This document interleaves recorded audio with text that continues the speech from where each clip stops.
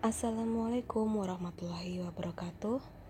Selamat datang mahasiswa Ekonomi Syariah dan Hukum Tata Negara di perkuliahan Bahasa Indonesia pertemuan ke-8 dengan judul Ringkasan, Abstrak, dan Sintesis. Baik, pada pertemuan kita kali ini kita akan membahas itu, tapi sebelumnya saya ingin tahu dulu perbedaan ringkasan dan rangkuman. Apakah saudara sudah mengetahuinya?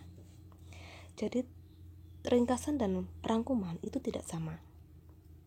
Apa perbedaannya? Mari kita simak lebih lanjut. Sebagai awalnya kita akan membahas ringkasan dan abstrak terlebih dahulu. Ringkasan adalah menyajikan kembali sebuah tulisan yang panjang ke dalam bentuk yang pendek. Itu ringkasan. Jadi hanya dari satu sumber kita ringkas atau kita sajikan ke dalam bentuk yang lebih pendek. Kemudian abstrak. Kalau abstrak ini biasanya ada di dalam sebuah jurnal atau skripsi, tesis, dan disertasi. Jurnal itu seperti apa?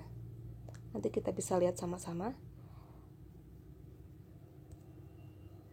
Baik, saya sampaikan dulu untuk jurnalnya. Ini namanya jurnal. Jurnal itu adalah tulisan atau penelitian seseorang. Seperti ini jurnal saya yang memuat abstrak di dalamnya. Abstrak ditulis dalam bahasa Inggris, tapi di sini saya berikan terjemahannya. Abstrak juga memuat 3 unsur utama, yaitu tujuan. Ini tujuannya. Kemudian metode penelitian dan kesimpulan atau hasil penelitian. Jadi judul penelitian saya ini adalah pengaruh kelompok usaha bersama atau KUBE terhadap kemampuan berwirausaha keluarga sangat miskin di Kabupaten Wonogiri. Dalam abstrak, tujuan penelitian ini adalah untuk mengetahui pengaruh program KUBE terhadap kemampuan berwirausaha keluarga miskin. Metodenya menggunakan metode kuantitatif, sedangkan kesimpulannya atau hasil penelitiannya menunjukkan bahwa program KUBE memiliki pengaruh positif terhadap kemampuan berwirausaha keluarga sangat miskin. Baik, itu adalah abstrak. Kita kembali ke materi.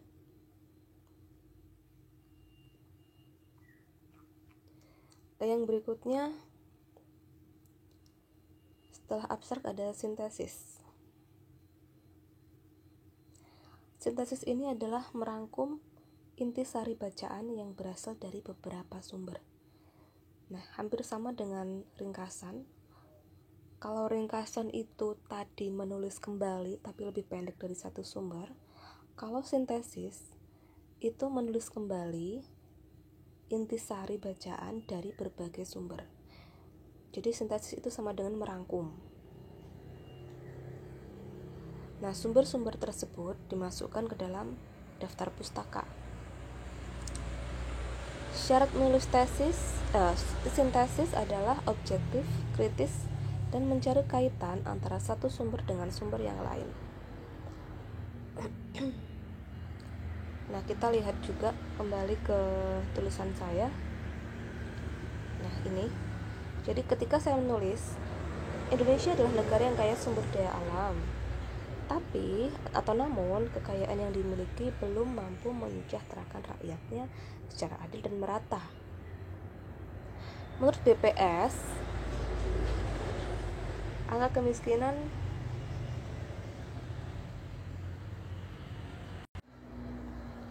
per September tahun sekian dan seterusnya. Nah, jadi saya mengambil sumber dari BPS. Ini. Saya juga mengambil sumber dari World Economic Forum. Jadi sumber-sumber ini untuk menguatkan argumentasi atau pendapat saya. Nah, ini namanya contoh sintesis. Kemudian ada juga penelitian dari ini, Ningsih dan Jember. Baik, kembali ke materi, masih ada kaitan dengan itu karena itu sudah menyangkut ke kutipan dan rujukan. Nah, kalau kutipan ini berfungsi untuk memperkuat argumentasi kita. Contohnya seperti ini. Ada kutipan langsung. Menurut Keraf, dalam bukunya yang berjudul Argumentasi dan Narasi, argumentasi adalah, nah ini pendapatnya langsung si Keraf. Langsung kita tulis menggunakan tanda petik ya. Bisa juga ditulis seperti ini. Ini namanya pendapat langsung si Keraf. Kita namanya mengutip langsung. Kemudian kutipan tidak langsung. Mengutip dengan cara meringkas kalimat dari sumber aslinya. Nah, ini sebenarnya Keraf mengatakan ini, tapi kita singkat atau kita ringkas. Itu namanya kutipan tidak langsung. Intinya dalam mengutip selalu mencantumkan nama, kemudian tahun penelitian atau buku tersebut. Kalau yang ini namanya rujukan. Rujukan itu adalah catatan kaki seperti ini. Tapi kalau dalam skripsi atau tulisan ilmiah, kita seringnya menggunakan kutipan ya. Kalau rujukan jarang sih. Nah, kalau ini daftar pustaka. Sepertinya saudara juga pernah membuat daftar pustaka waktu masih sekolah dulu, sudah diajarkan. Jadi caranya adalah seperti ini. Kalau yang ini Klein Donald B, nama aslinya sebenarnya adalah Donald B. Klein. Namun dalam daftar pustaka ditulis dengan cara menuliskan dulu nama belakangnya, Klein, Donald B. Tahun dikurung, kemudian batas nalar itu judul, Jakarta itu tempat penerbitan, dan baru penerbitnya Kepustakaan Populer Gramedia.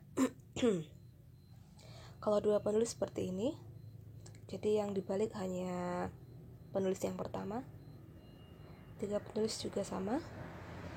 Nah, kalau 4 penulis baru teman-teman atau penulis kedua dan seterusnya ditulis dan kawan-kawan DKK. Baik, itu kita kembali ke kutipan.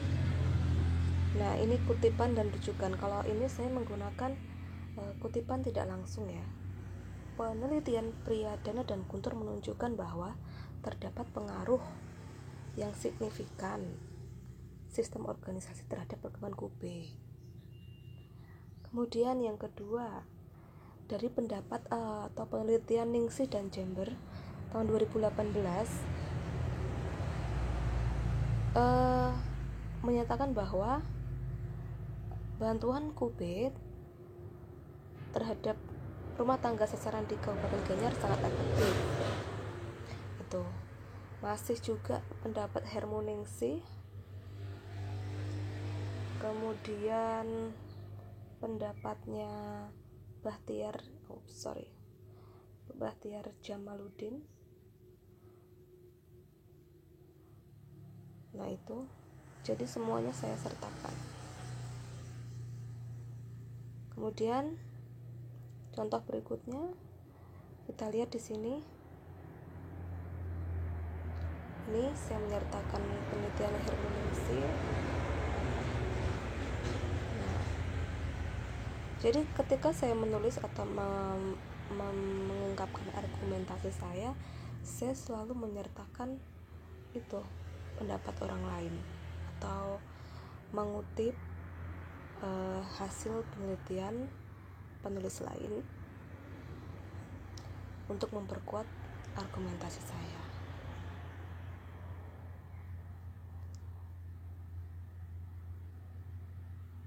Baik, sampai di sini perjumpaan kita secara daring. Oh ya, ini ada contoh punya saya untuk daftar pustakanya seperti ini. Itu. Baik, untuk pertemuan ke depan kita akan bahas lebih lanjut lagi tentang cara membuat kerangka karangan. Terima kasih atas perhatiannya. Wassalamualaikum warahmatullahi wabarakatuh.